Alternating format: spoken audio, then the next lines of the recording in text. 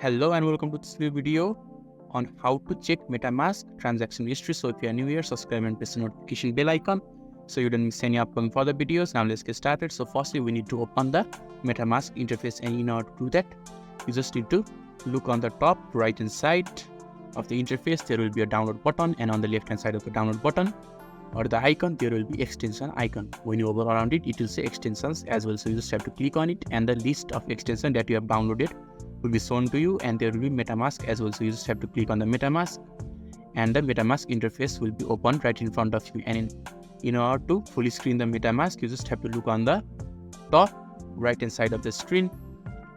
There will be three dot icons. Just click on it, and a pop-up box will appear, and inside the pop-up box there will be expand view option. So you just have to click on the expand view, and the MetaMask will be open it fully screen. And when you have access the MetaMask, you just need to look on the three different sections that is inside the MetaMask interface. They are token, NFTs, and activity.